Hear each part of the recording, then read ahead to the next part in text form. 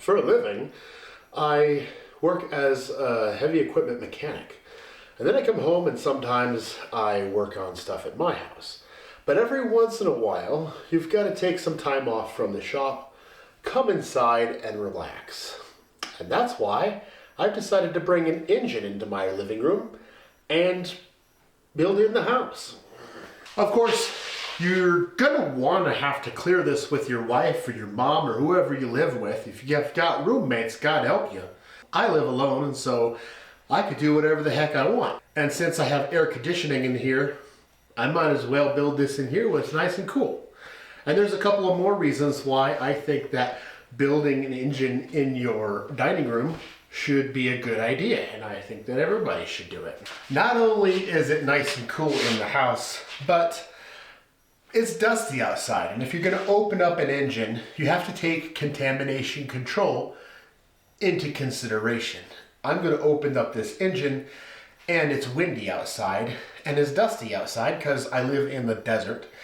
And as I'm putting this thing back together all nice and new, a bunch of dirt's going to fly in and get in all of the orifices and between the seals and everything. And this engine will be brand new going in the car, all dirty already. That's no good. This man's house came equipped with a parts washer right in the kitchen.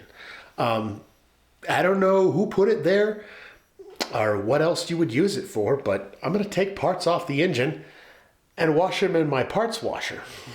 Without further ado, let's get after it. I hope I don't get my shirt dirty. Let me tell you something. This engine is so bad, that you can buy it on Amazon. This engine has the demand to replace this engine has been so frequent from 2012 to 2019 that you can literally, you have a choice. You have a choice of like 4 or 5 different companies that are selling these on Amazon. That's how bad these engines are. Anyway, I didn't check the oil. Bad mechanic, shame on me. Now it's bad, we're gonna rebuild it. I mean, whatever. The lighting in here is terrible. The lighting here is great. All right, so there's a couple of things that you have to consider when you're rebuilding an engine in your living room, your dining room, your kitchen, your bedroom, your bathroom. Wherever you're gonna build this thing, you're gonna wanna have to Dexter Morgan the area so that you don't, leak and tinkle all the oils and coolant and everything all over the place. And, end up having a homicide because your wife comes home and it's just, so I'm gonna go get some plastic and some drop cloth and some tape or whatever I need. Step 1, get some plastic, cover the floor up. This is gonna be the protective barrier. I plan on using like an old crappy carpet that I don't want anymore. That one. And I'm okay with that, getting a bunch of oil on it. In fact, it might actually help by soaking up some of the stuff like pig mat. That looks good. And then I've got this old crappy carpet, and I don't care anything about it. I think I paid $30 for it. This engine is already empty as much as it can be, but if you've ever built an engine before, you know that it sprinkles all kinds of coolant and whatnot. It's not really a how-to video, but kind of like a how-do video. There we have it. So here's the drain pan that I'm talking about, and obviously if you set it underneath here and fill it up with oil, it can just fall and spill all over your dining room floor, which is not good. But I've got those little totes, little Home Depot totes. They're really good. Oh, look, that's the perfect height. That's gonna work out great. There we go. Yeah, that's perfect. 100% not perfect, if you know what I mean. I realize that you may not have this specific engine, and that's okay. It's more of like experience rebuilding an engine in my living room with me. And along the way, I can tell you some general tips and tricks on like engine building stuff. I've been around for 40 years. I've learned at least a thing or two. Tip number 1, I would say, is break bolts loose by hand with a hand tool, specifically a ratchet with a short handle. The reason is because, like, if you go zip all this stuff out of there, I can leave that on. If you go zipping everything off of this with an impact, you might not snap a bolt.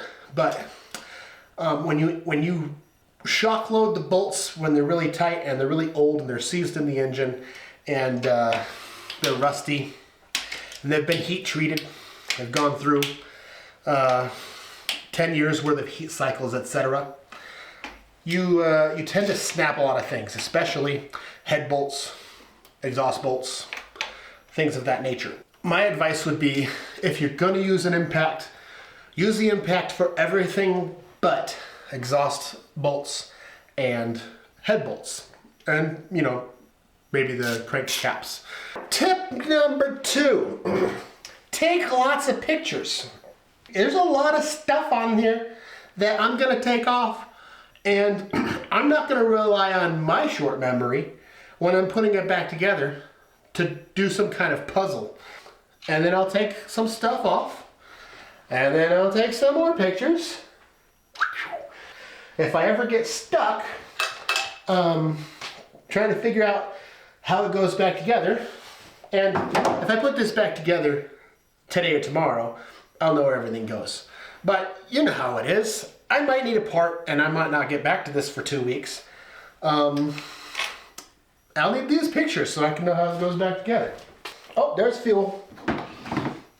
It's gonna smell so good in here. Dude, it's gonna smell like straight masculinity. Fuel, burnt oil. Before I go any further, we need to talk about your dining room table. I don't really give a crap about this table. And most of the time, when you go over to somebody's house and there's a big dinner for Thanksgiving, once a year, or twice a year, whatever. When you go over to someone's house for Thanksgiving, they're usually gonna have a tablecloth over the table anyway. You're never gonna see that thing. I don't see what the big deal is. However, I bought a plastic tablecloth, and this is from the dollar store. It cost me $1.25. Almost the whole thing. Oh wow, okay. Oh wow. That was actually a good deal. And this is just like one protective layer that I'm hoping to like waterproof table with. Because this is from Harbor Freight.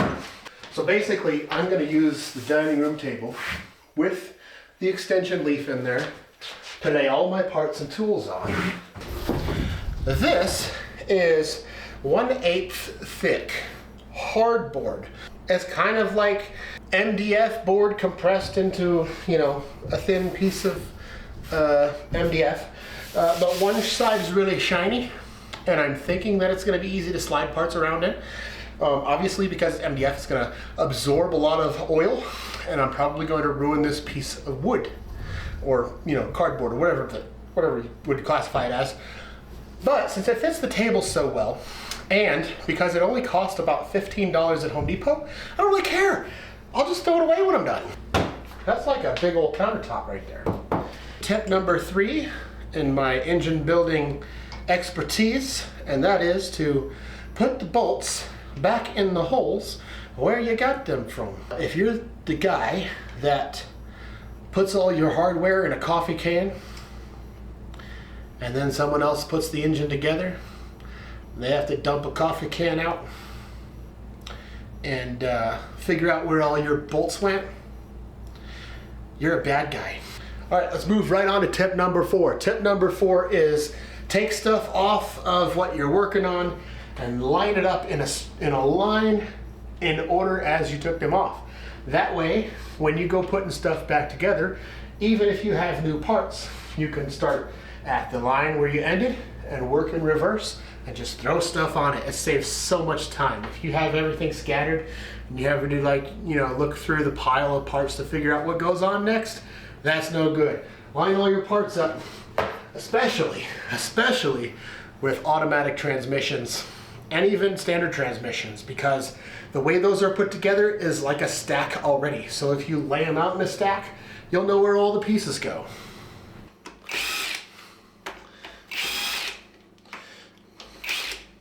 Tip number 5 is Ziploc bags, especially if you could get the extra money to spend on freezer bags. Freezer bags are thicker and they're more durable when you put parts in them. This is especially important for if you're going to build your engine on your patio or outside, like in a garage or something, boring, then you want to keep all the dust and stuff out of your parts that you're going to reuse. So Ziploc bags are nice to have, and the other nice thing about them is you can write on them what the parts are, and it will help you get it back together. This doesn't count as a tip, but you should start with your smallest pry bar and then go big. Escalation of force is important. Maybe, what's the hold up here? Just the gasket. This is really clean up here, and that's because I do oil changes every 5,000 miles.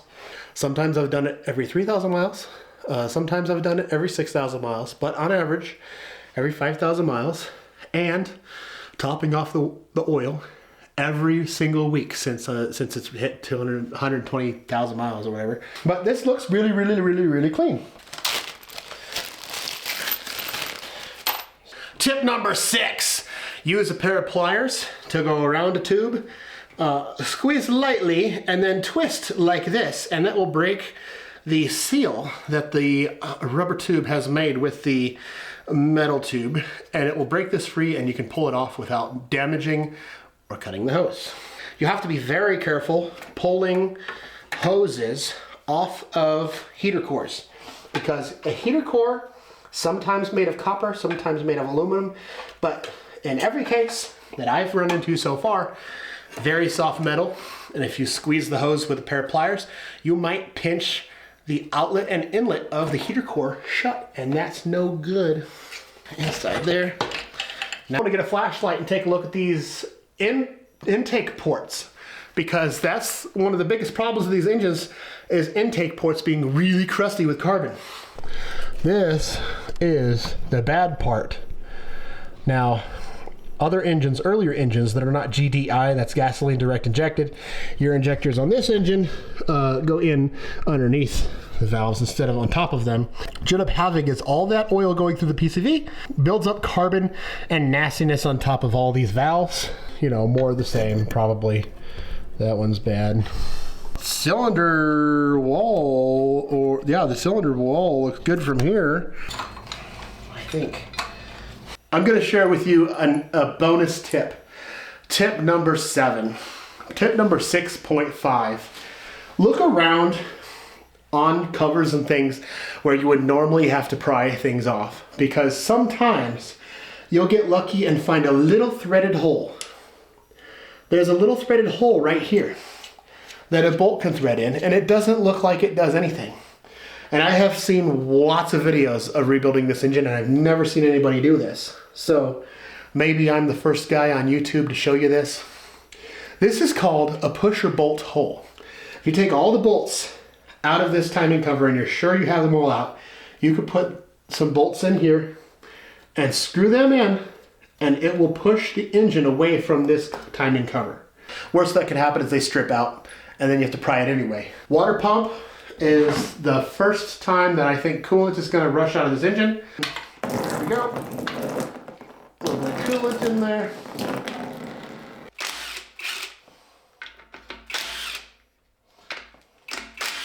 And it looks like I've got all the bolts out. Unless there's one hiding behind this. There is.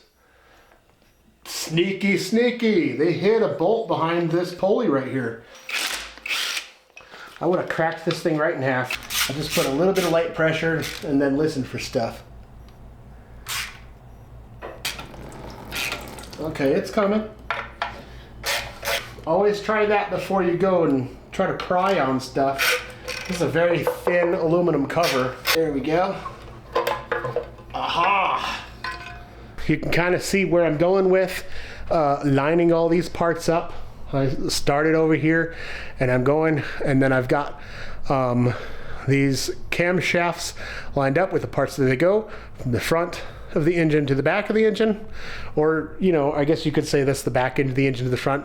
Side to side, it's front wheel drive, who cares? But I'll know how they go back on because I've organized them in such a way. All right, let's see if I'm strong enough to break these without breaking anything. Oh, it sounds so much like it's breaking, but it's not. And now that they're broken loose,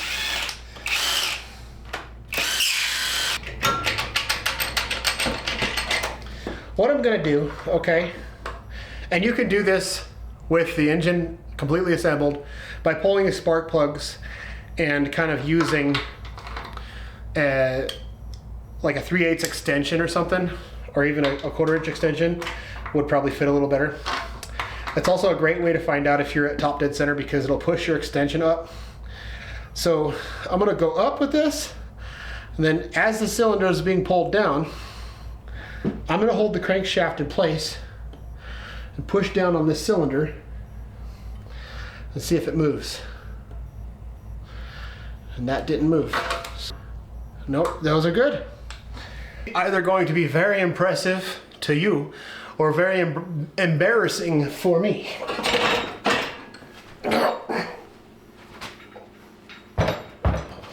Big man, huh? Now isn't that kind of cool? Like I got all the engine parts spread across the dining room table. Imagine I'm like married and she's coming home to this, and instead of making her a hot meal, I just have an engine torn down on the kitchen table.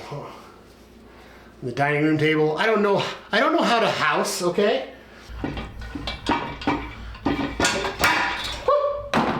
That scared me, man. Yeah, they just glued it on there. If I owned the candle companies, it would be like Yankee Candle. New tire smell. They would have all these delicious, delicious candle flavors. And instead of smelling like lavender or disappointment, it smells like WD-40. Burnt metal smells or whatever.